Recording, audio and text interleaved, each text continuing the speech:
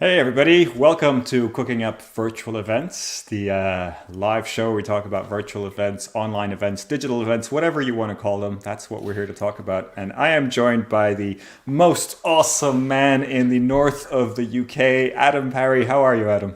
I'm good, Miguel, mate. Thanks for having me on. It's a pleasure and an honor to be on an episode of Cooking Up Virtual Events. You're a fan, I see. I'm sure you've watched every episode back and forth and in I've reverse and everything, right? I've not watched all of them, mate, but I have definitely dipped in and out. It's definitely been a highlight of LinkedIn for me over recent weeks and months and stuff. So yeah, it's a good show, mate. You have some good guests on. Perfect. Well, thank you. Thank you for the kind words.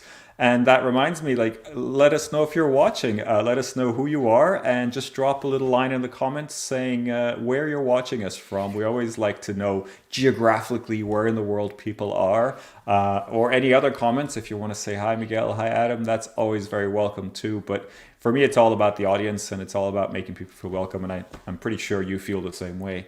Just Absolutely. off the top of your head, I mean, how many of these do you do? Do you produce? How many are you involved in kind of live streams and podcasts? So interestingly, we've done over 200 episodes of the Event Industry News podcast, but we've never done that live. We've done it in person, so we've had people around the table and that kind of stuff. Although I think, based on what we've seen recently of how engaging this format can be for an audience, Hmm. it's what's missing from podcasts for me.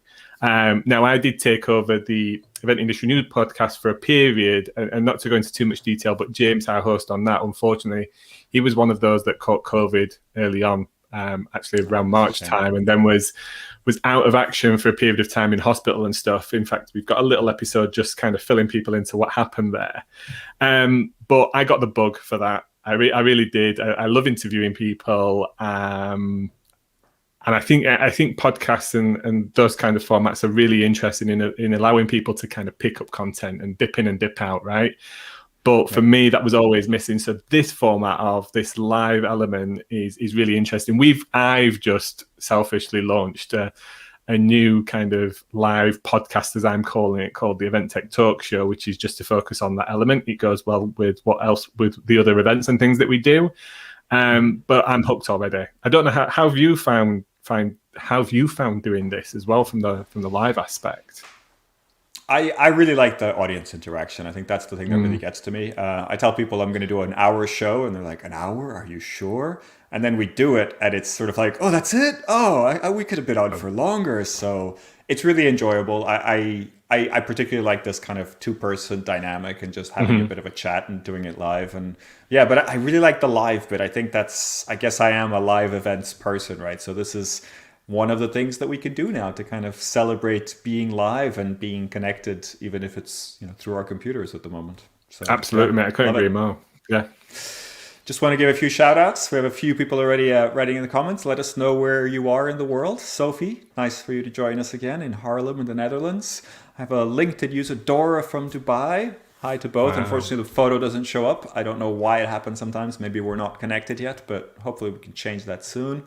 Kim is joining us from London. Nice to have you on here, Kim. Thank you for joining us. Always good to join the discussion. Of course, add your comments and add your thoughts in the comments as we go. And Sina, one of our previous guests, who worked on the ICA Congress, the massive hybrid 8 or 9 pod ICA Congress. That was a pretty fascinating show and kind of hearing about all that coming together. And another one of our common friends, Achilles from the IMEX team in Brighton. One common, been to a few Eventech lives in his time. I think I was with him quite a few times. So, few fans of the show. Yeah, let us know if you've been to Eventech live because that's sort of the focus of today. So, if you've been to Eventech live, let us know in the comments. But Adam, tell us a little bit about Eventech Live, maybe the history, what it kind of normally looks like, and then maybe what it looked like this year. I think that would be a good place to start. Sure, absolutely. I guess in its concept, Event Tech Live actually was born out of the Event Technology Awards, and that was born out of at the time me trying to find out more information about how technology was affecting or influencing the way that we plan delivered events. This was probably a decade ago. Um, Hmm. really struggled to find concrete information and evidence, but we did manage to interview some companies and some organizers and stuff about what they were doing.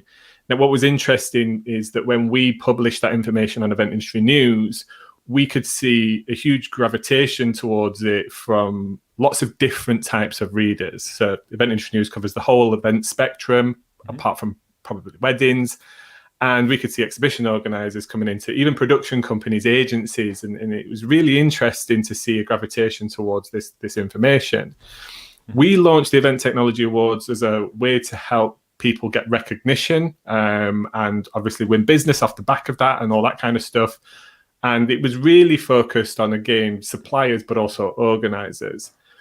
We did a conference in the first year because we had the venue for all day. So, why not? And was this the Roxy already, or was this a different venue?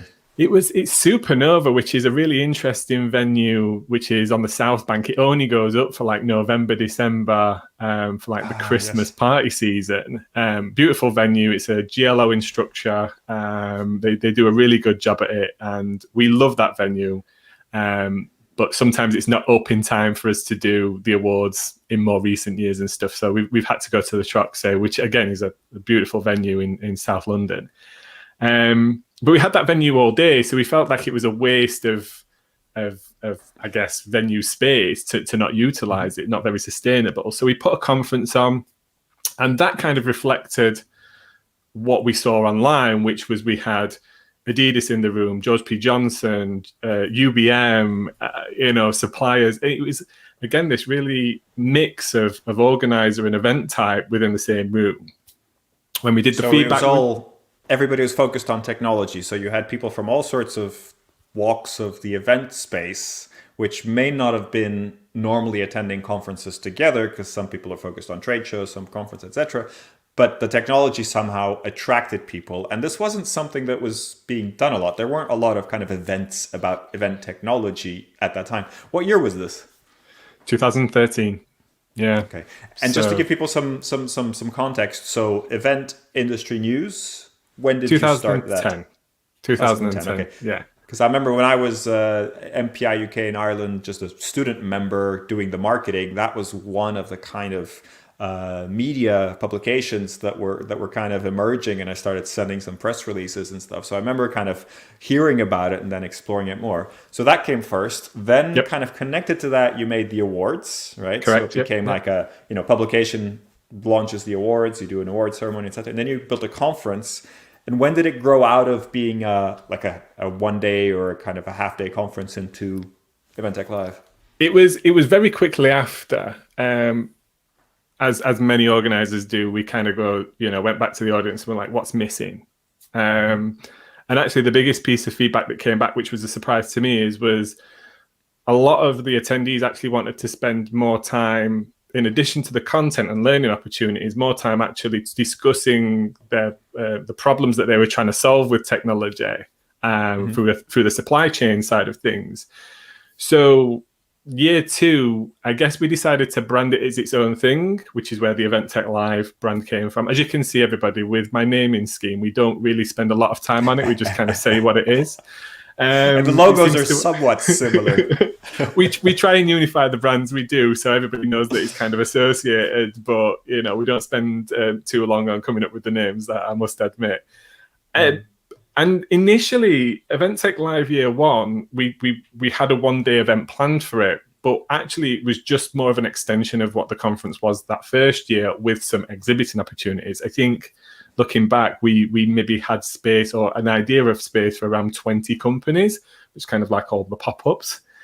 And then we were hunting for venues, as most people do. We found a brilliant venue, which we've stayed at ever since, called the Old Truman Brewery. And we had a bit more space, but that quickly got filled up with companies that were really eager to kind of engage in that. So we ended up putting more content on. And in its first year, we had just over 1,000 attendees. And then on top of that, the supply chain. And I think we had just shy of 70 or 80 exhibitors. So it kind of blew up. That wasn't the plan. It really wasn't, because we looked at the Troxy to host the conference and the exhibition element to it. So, the appetite was there from, I think, the entire industry to really come together on that laser focused kind of subject matter of, I mean, I say laser focused, event technology, as everybody is now aware, is just a huge subject. It is kind of funny because it's like, it's like fintech, right? Financial technology. Or there's so many different areas where technology is so important. I mean, I can't think of any kind of almost any work where it isn't, right? And and it's funny that it's taken this long. And in many ways, I remember those early days with some of the solutions that were presented. And some of them, I have to admit, were pretty basic, right? Like some of the stuff was kind of like, wow, you've taken like an iframe of this and you've put over the top of this and you've called that an app. Okay, I'm not sure I would agree, but there was some pretty basic stuff out there. But it's just how the industry's developed, right? Yeah, absolutely. I think back then there was a lot of, and it's changed now. There was a lot of companies who maybe have a software background or a technology background, kind of looking at the events and experience market and thinking, maybe we can do something for this over here. Or it's the events industry is one of those industries that touches every other single industry. So if you've got people in technology in other industries and they're experiencing events themselves and going, there's got to be a better way to do this, that's where we saw some of those, I want to call them hack jobs, but kind of like this'll work for now kind of thing. But what's really interesting and what I've seen is this arc of event planner, event producer, the people with the experience of actually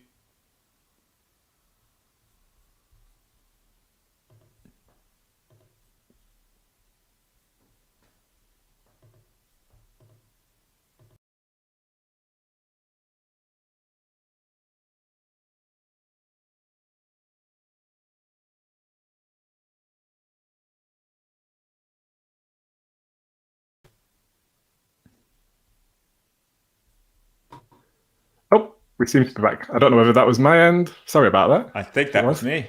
My apologies. Apologies if you're watching live. That was my bug. Sorry to cut you off. Please continue. No problem at all.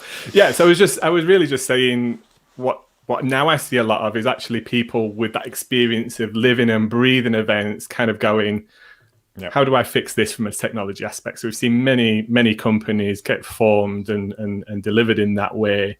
So it's an interesting kind of how it's changed over the last 7 years or so. Yeah, it's been a fascinating change. And sorry, I can't see the comments anymore, but I know there was somebody watching from Peru. So hello to Peru. Hello to Patrick, who's also watching us. And I think Dahlia waved a little bit earlier and said hello, familiar faces. And I can see some of the comments here. So Pascal said, good to see familiar faces. And Achilles said he loves ETL as well. So that's good news. Exactly. He's been quite a few times, and I think I do love it as well. And I wanted to just show people what it actually looks like, kind of, very briefly. I found some good photos on your Facebook page. Actually, it's not so easy to find photos of EventTech Live, but I think these are a good example. And what I find particularly interesting here, if we show that, is the photos that are selected. And great photography here, by the way. This is 2019, so this is what it would look like, in a normal event. And I particularly like how it really focuses on the connections, right? On people meeting other people, on this like little group chats at the different booths and things. And I think that's part of the event design, right? I think part of it is your kind of constraints with the Truman Brewery. You can't really grow anymore, right? If you stay there, you're kind of at the limits. But that also makes it really friendly, right? You're kind of walking into these different spaces and connecting. And also you're very careful when you put the stages. They're kind of part of the exhibition. It's not like you have education in a corner and everything else in another corner, right? It's all kind of one part of one experience. Yeah, that's right. I mean, you are right. There are definitely some constraints with the Truman Brewery. For those that have not been, we're on kind of like an upper floor, so at the first floor essentially, not the ground floor. And there's, we have to get in through one lift of. Everybody knows the challenges of running events, but one lift of build. So that constrains the kind of size and scale of both exhibition booths, but what we can deliver in terms of stands and things. In terms of staging. But one of our ethos has always been to strip away from the event anything that we don't necessarily think is essential. So as you can probably see from these pictures here, Miguel, there's no carpet. That's actually quite stark for some people. Some people don't like that, and I totally get that. And then we encourage things like exhibitors, if they're doing builds, to really have that open feel. So there's that, there's that welcoming sense of people can come on and off stands and, strip away. We don't have any shell scheme. It's something we've always encouraged to keep things open.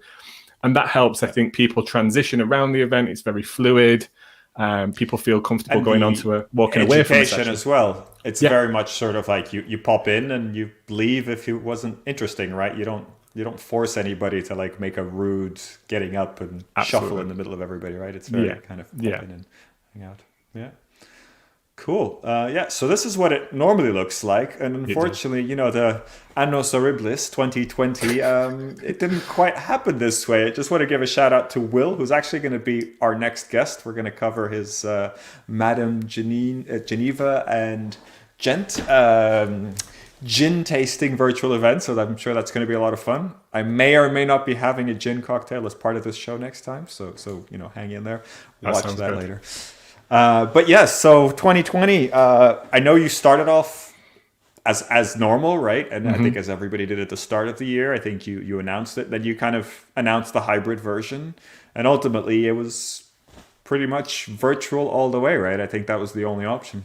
It was. And I think, not that it was our plan to start off with a physical event and pivot everybody to virtual. Clearly it wasn't. We got, I think at the time, something like 60 exhibitors already booked in for 2020 out of the 2019 show. But we had played around with elements of what we now see is very much what makes up virtual events, which is the live streaming element. We'd streamed the main stage for many years. We'd always recorded every piece of content to have that as an on-demand play. We partnered with various different platforms like Brella and Grip and Expo Platform over the years to enable people to kind of book meetings in with each other, although very much in a physical space, and network and chat to each other online and stuff.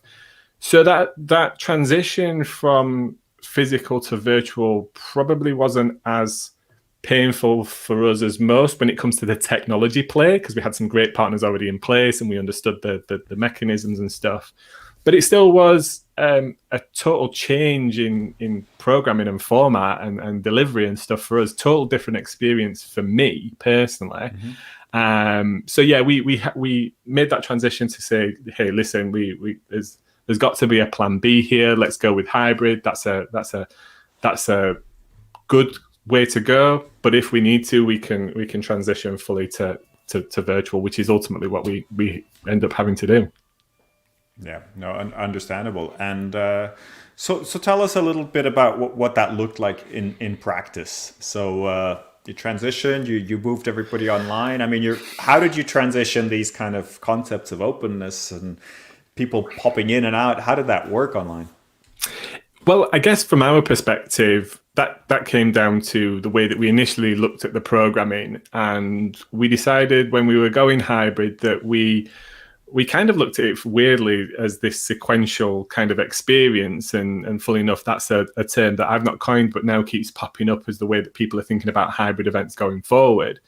So we looked at it as let's take the 2 days of physical, let's program 2 days of online opportunity to engage and network, and let's do kind of like a wrap-up day.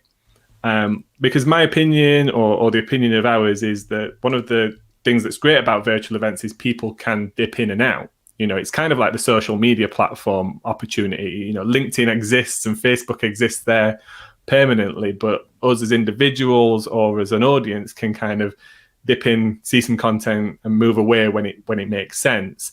That comes with its own challenges, though. You have to keep getting people to come back. Whereas at a physical event, if they're turning up for a day or two, you've generally got them for that amount of time. Yeah. But then when we had to go virtual, we decided rather than strip that back, we would try and program more content in. And I don't think we got everything right. We certainly didn't. We got off to a bumpy start. There were some hiccups along the way. There was lots of learning, some things that took us by surprise. So, stuff that you can't really plan for. Actually, it's just like the little internet glitch that just happened there. It's like in the moment, it just what internet glitch? Yeah, it just takes you by surprise. So you have to deal with that.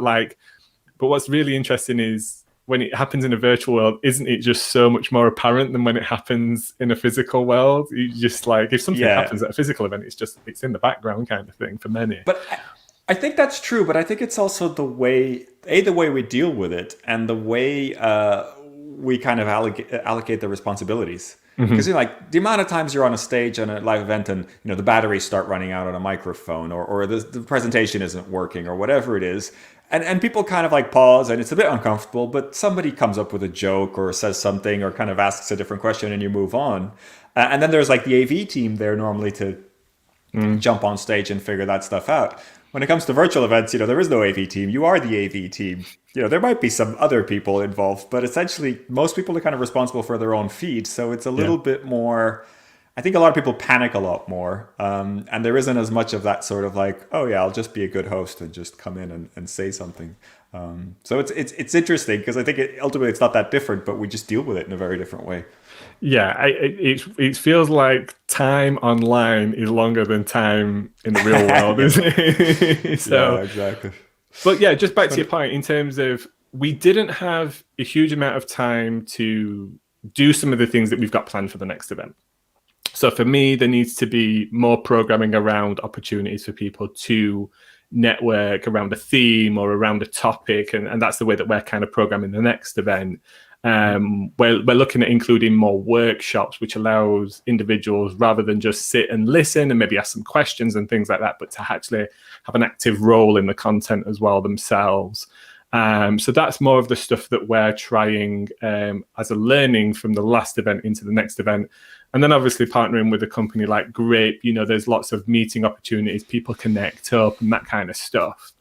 But for one of the things that we're really conscious of is that Event Tech Live or our series events should always be, in our opinion, be a springboard for more connection and networking and meetings to happen after the event, as any exhibition and event should be. It's a way to start lubricating the wheels for all of that stuff to continue on even after the event's gone. So that's our way of looking at it. The only downside is we don't have things that we can put into the event as a physical social event like you do at many other events. So that's another part that we're trying to figure out right now, is how do we bring some of that social stuff back? Some great points there. I want to unpack that a little bit. Just wanted to call this one out. Craig says through LinkedIn, Adam and his team are absolute professionals in everything they do. ETL is a standout show in the calendar every year, and their transition to virtual was expertly executed. Thanks, Craig. Very nice words there from Craig. So I definitely want to unpack what you're saying there, because I think that's huge. But I wanted to make sure everybody understood how it worked this year. So you did two-day event, right? Or no, it was a full week event. It was 5 days, yeah. 5-day event.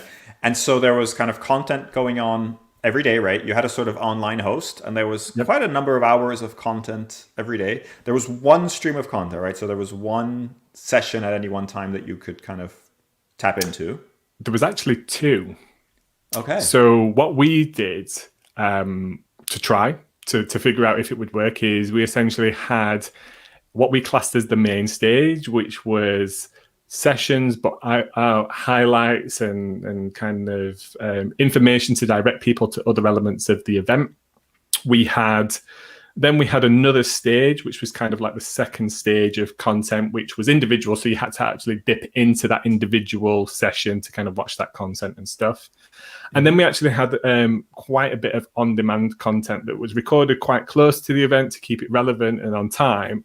But that also helped initially, or so we thought, with everybody's bandwidth. So interestingly, though, our opinions kind of changed on that a little bit. And we're looking at this next event as a fully live event. The only thing that would be on demand would be the elements of kind of product demos and things like that from suppliers, because they might not necessarily be in the position to do that live. But yeah, we kind of went with two streams of content at the last event. Okay. So this is just a show of what the start of the show looks like. And I just wanted to show people, okay, so you'd log in and you see that. And what platforms were you using to do all this? Not like the production side, but what would people log into? Sure. So the actual event, the venue for the event was Grip. We partnered with Events Case for kind of everything else around like registration, getting people signed up to the event, all the experience of that. And we actually amplified that with a solution called Expo FP. So actually, interestingly, even though it was a fully virtual event, we still had a floor plan, a virtual floor plan, because we found people like to Yes. navigate around that way. That's one of the things I wanted to ask you, actually, because on the plans for this year's event, which we'll get to in a bit, you're also using this kind of like real floor plan, right? So you're sticking with this idea of people needing a sort of physical reference in some sense to kind of walk around or to navigate or to say, hey, meet me at booth B3 or whatever, right? Yeah, I think our concept is, or our understanding, opinion, whatever you want to call it, is that we shouldn't be rushing to transition people away from what they're used to when it comes to interacting with an event, right? Even if it's in a virtual world. And this goes back to many, many years ago. I can remember being sat in an organizer's office at an industry trade show, and somebody walked into it saying, why have you made me have this app? I want to be able to, for the past 10 years that I've been to the show, I've had this paper guide that I can then navigate around the show, right? And that was a big step change. It was the first year that they'd taken that away. But obviously still the expectation of some people was still to be able to interact it with the way that they'd been traditionally known. Yeah, so I can say from working at IMEX that we still get you had the same experience. When I had the same experience, and yeah, it's amazing what people kind of get very attached to. And paper agendas are one of those things that are just, I don't know, they're like comfort blanket, right? When you're really used to them, it's like, no, this is how I run my time at the show. Yeah, we have to be sensitive to the time it takes for people to change the way that they interact or to experience new things and new ways of doing things. And don't get me wrong, there's the likes of me and you and probably others that are quite early adopters, and we embrace change and we want the new way of doing things because that's what interests us. But not all of our visitors are like that. So actually, it made sense, and it was a big internal debate between me and the rest of the team of shouldn't we do this? But it worked on all corners. You know, it helped people that weren't necessarily straight registered into the event to still see exhibitors in the format that they had experienced at physical events. And actually, weirdly, it kind of helped exhibitors that were looking at the event also kind of still see value in what they were getting in terms of exposure because they were used to that as well. Interestingly, we had people kind of choose. Yeah, so we wanted people wanted to choose certain stand locations, even though it was in a digital realm. It doesn't necessarily matter. And do the sizes matter? Because there's like a price difference in size when it's a physical thing, but what about in a virtual world? Sure. So as a business, you know, when you're at a real trade, I call them real trade shows. I shouldn't do that. That's wrong of me to do that. But when you're selling a physical trade show, it's based on square meter rate, right? So the larger presence that you want, the more that company ends up investing because they take a larger proportion of the show floor. And we were kind of discussing this business model of how do we transition people over. So our understanding was that, or our train of thought was that actually the more salespeople, marketing people as a company that you have in a digital event, the more opportunity you have because the more diaries you have, the more ability to speak to people. So we tried to match that up. So yes, smaller stands is smaller amounts of team members active on an event. Larger stands come with more team members, but therefore you get more exposure. So your investment's heavier. So therefore you have a little bit more visibility in that environment as well. The only difference is when they actually got into grip, all the exhibitor profiles and all that kind of stuff were very much of the same size and standard. So everybody was kind of on an equal footing once they actually got into the venue. Yeah.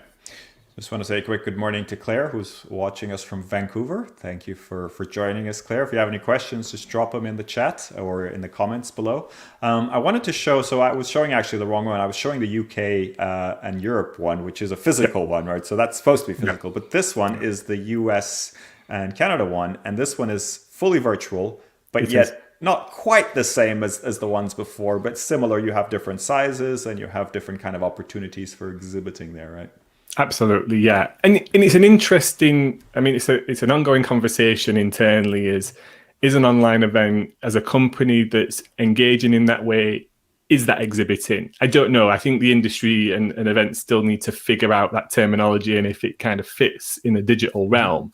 But again, we're carrying that forward because there's a level of understanding of what people understand from exhibiting in terms of the opportunity to engage with buyers and what they get. So we're kind of carrying that through.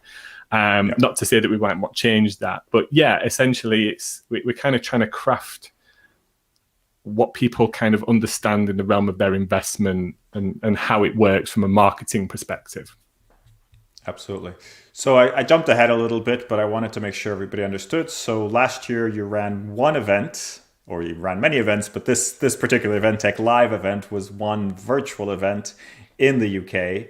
And now this year you've launched two events, right? You're going to do something similar, which I believe is the still called the UK and Europe one, which is the same date, so that's pretty much the same. And then you're doing a US and Canada virtual one in June, which is brand new. So tell us a little bit about why and what's your thinking here, and how's that going to work? Sure. And why do you think that you need to have a separate one for the US and Canada? If it's virtual, then is it not global? And yeah, I'm really interested to see what you're thinking here. Absolutely. You could definitely, that's true. And you could argue that virtually anybody in the world can engage at any time. But I think, let's be honest about it. When we programmed ETL UK back in November, we actually did position that as a global event. It was like anybody's welcome to come. The doors are open. There's no charge. If you want to register and come and engage, do that. Mm-hmm. But that's forcing everybody else into the time frame of what we got programmed, right? So it started very much in a UK time zone in the morning and finished towards a UK evening tea time. So that kind of meant that attendees had to fit themselves into that format.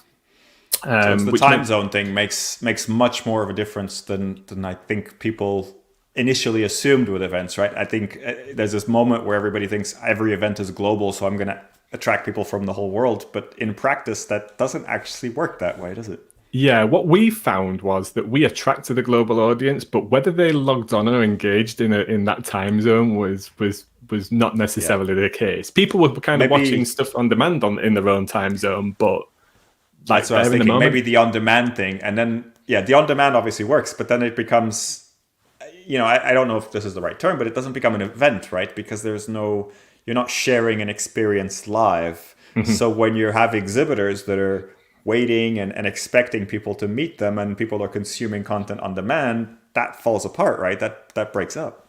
It kind of you're hitting some nails on the head there, Miguel. It makes it harder for the exhibitor or sponsor, because then they kind of have to think about things in a 24-hour format, and that doesn't necessarily work for everybody. People have got families and other things to do in their life, like to go, oh, all of a sudden I've got to be available 24 hours a day for this 5-day event. Is a lot. And then from that side, I think it's potentially less of an experience for some attendees, because they actually do want to ask questions. They do want to engage with other people. So from our perspective, we programmed a number of US speakers and panels and content towards the back end of our day. But actually what happened is the US audience and Canadian audience was logging on for that. And then it kind of felt like the event was very much coming to an abrupt end for them. So, and also speakers, content, things like that was relatively crafted with the UK audience in mind. Things work differently in different regions, different objectives, different priorities. In the US market specifically, a lot of the events industry is association run, whereas here in the UK, not so much. So I think we felt that to get satisfaction for that audience, we needed to put the effort in to craft something specifically for them in their time zone that was comfortable for them and sounded, looked, and felt like them. So that's the route that we've gone down. That makes a lot of sense. And also I noticed you went from a 5-day event to a 2-day event, or two 2-day events. My experience is that I get a lot of value if I'm participating live, but I find it really hard to, even 2 days for me, it's it's not impossible, but it's going to take a lot for me to blank out my calendar for 2 days and say Yeah. I'm going to be there. I know that if I'm an exhibitor, I'll probably do it because it's a massive, sales opportunity. But if I'm Yeah. an attendee, I'm going to pick and match. Or I'm going to like pick and choose the sessions that I want to go to and maybe visit a few booths. But I'm probably not going to like block out my whole day. Is that kind of what you're thinking from going from the 5-day extravaganza kind of back to a 2-day format? Yeah, I think what we're looking to do, Events at Live US, we're still looking to put around 50 sessions on across the 2 days. So we're going to have a couple of streams of content. But I think what we're looking to do is condense the audience down to provide more opportunity for people to engage at the same time. And I think that's what we found. We got a great audience at Events Tech Live. We had, I think, 2,700 people actually actively log in and participate in the event, but they came back multiple times. But it was spread over the 5 days, so there wasn't this massive of people there at the same time. And how does that compare with the previous editions in terms of numbers? So in terms of actual numbers of people turning up, it was very similar. So the previous edition of Event Tech Live in 2019, we had 2,500 buyers, attendees, event profs through the door, with suppliers on top of that. With the last event, we actually got slightly higher, but what we found is we actually got higher return as well. So everybody kind of looks at day one turnout and how many of those kind of turn up for the day two. Like, just to your point, that everybody can do that. What we actually found was that people, I think it was about 7,000 times people, or total times people logged into the platform to engage. So that was interesting, and a huge amount of more content watched. Karina from IMEX, she did one of our opening panel sessions, and that had something close to 500 people watch that, which would have been about 3 times bigger than our main stage that we could hold in the physical event. So great on that side of things. Lots and lots of time of content watched and engaged with over the course of those 5 days. But in that event environment of people actually being there in the event to engage with each other, obviously the 5 days presented the fact that it was much more spread out. Yeah, really interesting. I wanted to go back to a point that you made about the exhibiting journey and that. Obviously, you're building an online trade show, and so you're betting on the relevance of it and the efficiency of it. But you also talked, which I think would be lovely to expand on a little bit, this idea of really kind of helping people in their sales process. And that's what I think I heard you say, which is rather than kind of force your way of exhibiting and your way of organizing the show, more integrating into however suppliers are doing their sales and making Event Tech Live or whatever show help that, right? Or kind of flow into that way of doing business. Is that what you're saying? And what are you thinking here? Like, how do you think that would be possible? So really, for me, I think one of the biggest opportunities around virtual events or events that have virtual elements to them as hybrid events is really to help companies who embrace digital ways of marketing to bolster their sales pipeline and their engagement pipeline. It's the biggest opportunity that we, as with platforms, can hook into existing marketing solutions that those providers already have, whether that be platforms like Marketo or Salesforce or their CRMs or other opportunities. Maybe they can, put their own tracking pixel on their profile and then retarget those visitors after the event, further extending the lifespan or the value of that opportunity. And that's a very clever idea for the marketers around here. Yeah, absolutely. We should think about virtual events as ways to plug into existing digital marketing efforts. And I think that has value very much on its own. From some of our exhibitors who had looked at Event Tech Live as a way to, engage with the industry, associate themselves with a theme of topic that's obviously close to their heart, and also as a lead generation opportunity. The physical event was too expensive for them because of where they were located in the world, whereas the virtual element presented a much more efficient way for them to engage and cost-effective way for them to engage with that audience. But on the other side, I know for a fact, even though it's Event Tech Live and our exhibitors are all about technology, did marketing themselves in that way or engaging in that way was a total new, jarring way for them to do business and wasn't in their comfort zone. You know, that's the beauty of exhibitions and live events is people can shake hands and see the whites of other people's eyes, and there's that passing booth traffic and stuff like that. So I think they can work harmoniously together, but I think you also have to appreciate that people are coming at marketing from totally different ways, and you kind of have to find a way to fit each one of them cohesively. Yeah.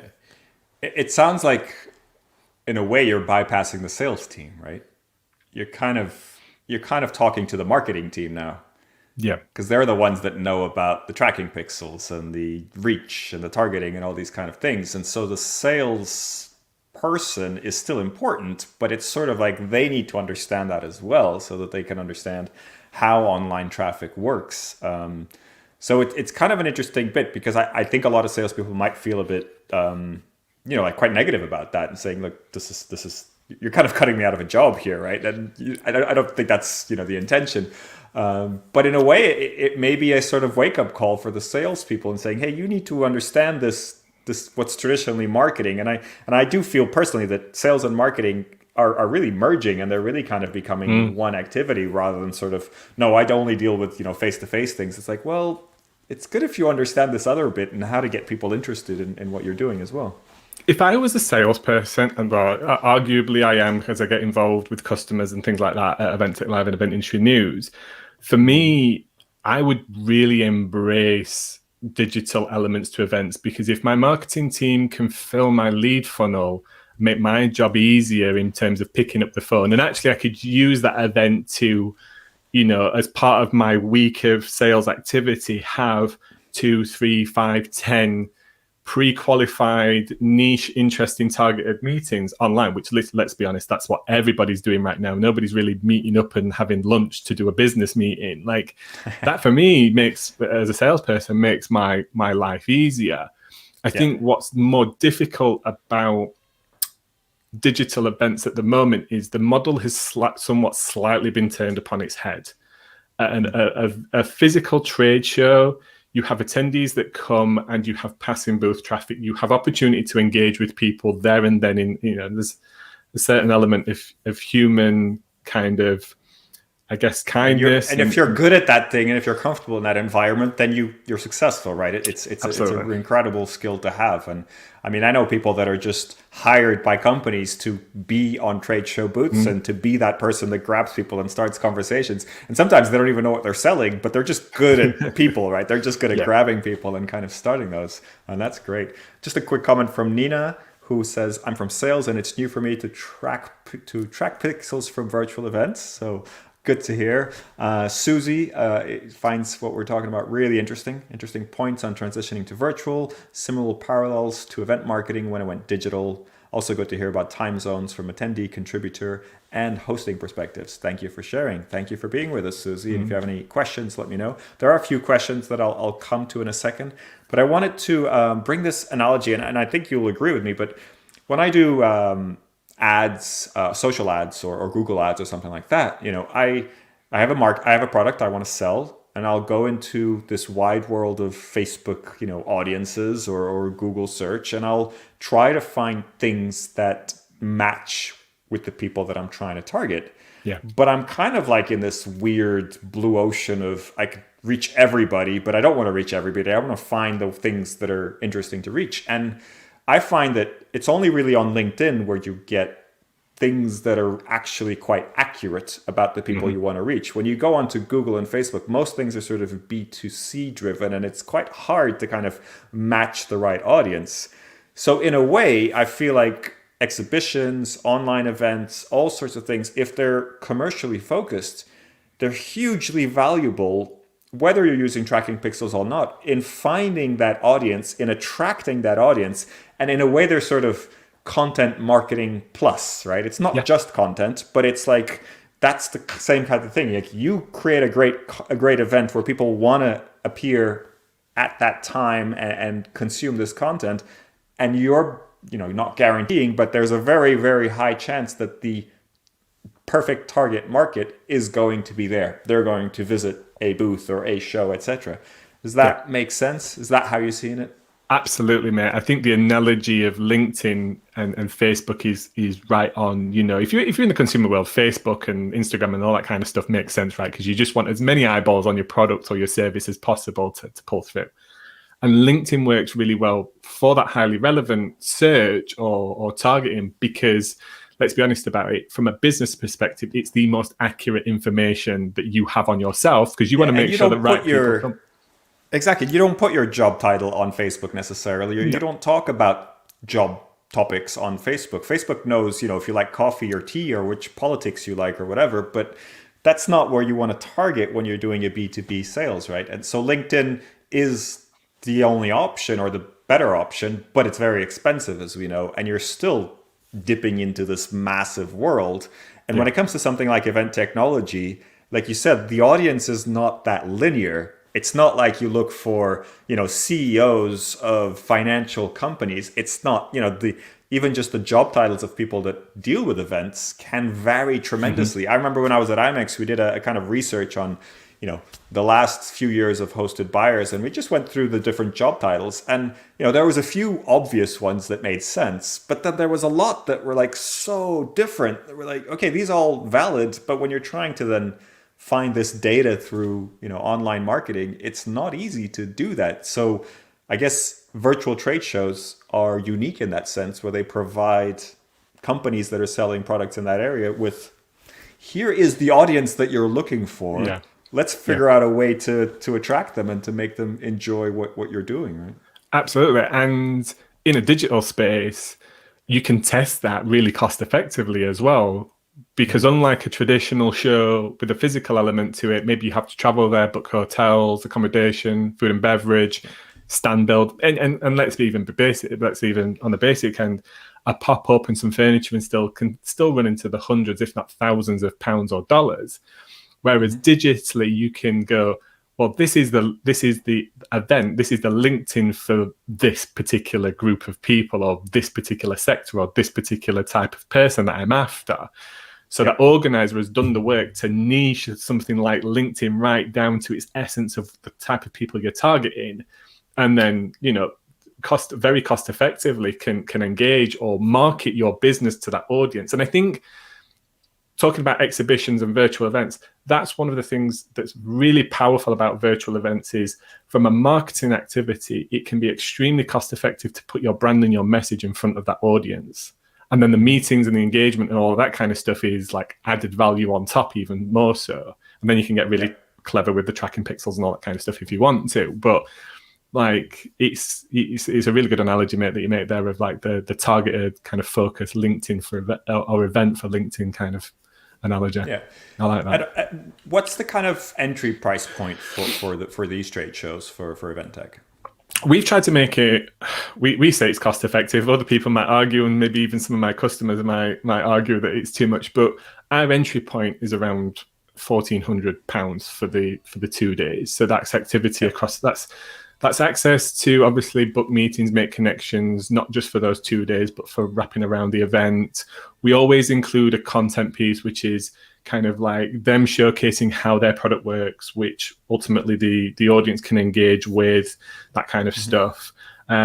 We do sponsor out things like roundtables, workshops, and there is sponsorship for speed networking as well. That's some of the stuff that we do.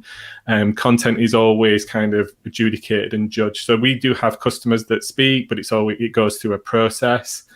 So that's so it's not a pay to speak kind of model necessarily. No. I think we only guarantee a speaking slot with our headline sponsor, and that still goes through the same process to make sure that the quality there, the content's right. They can't just stand up there and do a sales pitch kind of scenario. And just taking those numbers, okay, so we're saying 1,400. So we said 2,900 people participated last year? Yeah, 2,700, yeah. Okay, but let's say roughly kind of half. So you're talking 50p per participant roughly. I don't know any ads on LinkedIn that cost 50p per click, the targeted clicks, the cost per click. I don't know any good ads for 50p. that really work and that get you this sort of targeted audience. So just as a sort of basic ad cost, I think you're at a really good starting point. Now, obviously, that's not just, you can't just show up and expect people to just suddenly, fill your inbox with inquiries. Sure. But I think it's a very fair price when you're talking about targeting, and especially if you have that digital machine that can then make use of it, whether it's through cookies or not, right? Even if it's just having a good call to action and presenting yourself well on the exhibition page and making sure that you make use of those tools. I think it's a no-brainer, really, and it's really interesting that you can bring that price point to that point. Not just your price point, but the whole cost of exhibiting that you were talking about earlier. Yeah, and some events will be more expensive, others might be more cost effective or cheaper if you want to look at it that way. And it is all down to the individual company of like the perceived value of that. But I'm looking at I've been looking at lead gen campaigns on something like LinkedIn at the moment, and you're looking anywhere for a solid lead anywhere between $25 and $35. That's what it's realistically going to cost you, and you need to put a certain amount of budget. I mean, on LinkedIn, you're really looking at putting 2 or 3K in just initially to get your campaign going, right? And that's very passive. It's set that campaign up and off it goes, and LinkedIn kind of takes care of it. Whereas a virtual event element, you can actually have an active role in that campaign, in engaging with people, chatting to people, following up with people. Yes, not everybody might respond to your message, not everybody might accept your meeting request, but who does that on LinkedIn or other platforms? Like, I get ghosted all the time, so it's it's just unfortunately, it's part of life. Yeah, but it depends on your approach, right, and how you connect it with your CRM and all those kind of things. But keep on. Yeah. Absolutely. But what I think's really good about events is that you can go into an environment where people are connected around a topic or a niche, and you can be a part of that. So you can be an active participant in that conversation. You can add value to other people. You can help people. You can do so much other than just push your corporate message or your sales message, for example, to really get extra value out of that. And that's where I see companies do the best, not just in event tech, but in any other walk of life, is when they're part of the conversation, when they add value to it, and they've still got that marketing message. The ROI is always bigger out of whatever investment they've put into an event. Perfect. Just a quick photo shared by one of the people watching, Dora. Thank you for sharing that on LinkedIn. Hey. A relic from the past. I don't know which edition this is, but it's definitely a fun photo from one of the editions of Event Tech Live. So isn't that funny how we're using like an Instagram cutout to post in the physical world, and it's totally the other way around now? Exactly. It's kind of funny how it goes full circle. A couple of questions that came through I think would be fun to address or interesting. I know we're almost on the hour, so it's crazy how quick this goes. But Craig made a point about the sustainability agenda, drive more events being held virtually in the future. In general terms, the largest environmental impact for an event is in attendees getting there. Should we be measuring this, and also a selling point for these virtual conferences? I think it's something we should absolutely be mindful of. I think it's careful. Let's not try and push that message to put people off coming. Maybe there's ways that we can offer more sustainable in-person events with travel by, showcasing the additional opportunities of leisure that come around events that they could tag on maybe their seasonal holiday. So they're not taking 2 flights that year, they're taking 1 flight. But absolutely, there are sustainable advantages to digital events. And I think corporates and other associations and organizations will ultimately, I think maybe more for internal events, question, do we need to bring people together in a physical environment, or can this be done digitally? But that, let's be honest about it, festivals, concerts, tours, even large trade shows for industry, they're still going to be so valuable for people to come together in that environment that, sustainable. And there's ways, again, to mention IMEX, they've done a fantastic job at showcasing how their attendees can be more sustainable, have an impact themselves, how they're approaching it as an organizer. I think we can have a bigger impact as an industry when we look internally at our own methods of producing those events when it comes to sustainability. Cool. Yeah, no, I totally agree with that. Question here from Nina, which is a little open-ended, but I think it's a good question, and why not address it? She says she's an amateur in virtual events. Could you please share any simple and free apps for keeping virtual events? She's only currently on Zoom. I would maybe expand on that a little bit. Welcome for you to share any technology that you think is interesting. And I know you have to keep somewhat impartial in your role, but could you share anything that's maybe caught your eye recently that you're excited about, or any tools that you're like, oh, I really won't look forward to exploring this? I'm going to be honest, mate. We are on it right now. Like StreamYard is such a fantastic tool. I think Hopin's made a very shrewd move in acquiring this technology. Not only is it extremely cost effective, and you can subscribe and drop it after a month or two, you're not tied into like the 12-month thing. I mean, it's so powerful in terms of delivering an engaging event from an attendee perspective. It harnesses the platforms that people are on, the venues that they're already on, in terms of bringing them in. It can be quite easily embedded into a website, and you could have, something like Arena bolted to it as a chat function, and kind of, make your own private venue quite cost effectively. I think, Wix or WordPress or something like that, you could bring this in. Mm-hmm. So very cost effectively, you have a way to produce and deliver what looks like a really good event and pull in those comments and things. Over and above that, it really then depends on your objective. Like, what's the objective of the event? And that really then is where the technology recommendations make more sense. But yeah, for what's this? I think at the top end, this is like $49 a month or something like that, isn't it? StreamYard. So yeah, extremely effective way to host an engaging event that you can bring people in and get comments and stuff like that. So let me be a bit cheeky. This is my question to you. Okay. I think there's a huge feature in private embeds. So, producing it on StreamYard, this is the studio. And then I have an association or a group that's sort of private, and I embed it in there. And then that is it, right? Like, that's my event. That's where I want people to have conversations. I just put a video in there. So I think that's definitely something do you know any, platforms that do that well? And also, what I'm also thinking is when you do the videos and you have content on demand, you then want to kind of show that content on demand to people who've registered or people who've paid for being at the event. But I don't see too many platforms that offer that functionality. And I know that some of the big event platforms do that, but it's like I don't necessarily want to subscribe to one of the very expensive big platforms so that people can consume content on demand for a whole year rather than the event that was only 2 days, right? Yeah, there's lots. I mean, outside of event technology, I think I really like platforms like Patreon and stuff like that. Like people, they've either already maybe paid to attend the event, or maybe they even see value in kind of accessing that. There's WordPress solutions like WooCommerce that are quite easy to set up and things like that. But if I was to give a shout out to one company at the moment that's been around for a while, is Glisser have essentially extended their platform out. So not only can you kind of utilize this technology within there and then get all the benefits of all the engagement tools as an event owner, and that essentially becomes your venue. You can then utilize their on-demand solution, which you can whitelist people, so people that have already been to the event can have login credentials to just get access to that on-demand content. There's lots of other ways that they can obviously create access to that.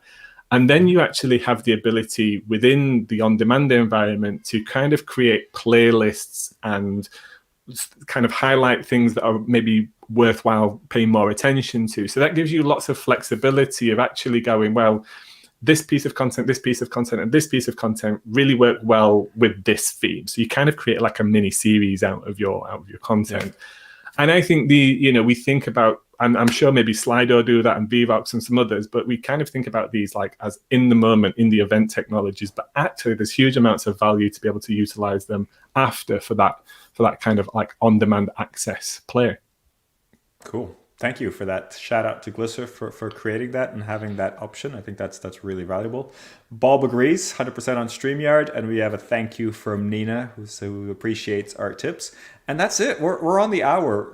Adam, I mean, we didn't even get to like half the questions we thought about, but hopefully we've given everybody some food for thought, some ideas around Event Tech Live and the future of trade shows all around. So really thankful and appreciative for you joining me for this hour and everybody who's joined online. Just a quick reminder, I'm building continuously a website called virtualevents.wiki. It has a massive list of event tools or virtual event tools if you want to have a quick look. And this is where all these episodes live as well. So if you want to catch up with any of the previous shows, have a look there, and they're all listed there. And please do sign up for the newsletter. We have a little email feature there where you can sign up and make sure that you don't miss any of these conversations. So please do sign up. And with that, I will say thank you, Adam. Been a pleasure. Thank you for having me, mate. Good luck with everything, and hopefully we'll hear some very successful stories, and we'll have you back to talk about the success of Event Tech Live US, Canada, and Event Tech Live UK and Europe later in the year. Thank you, mate. All right. Take care, everyone. Have a great day. Bye-bye.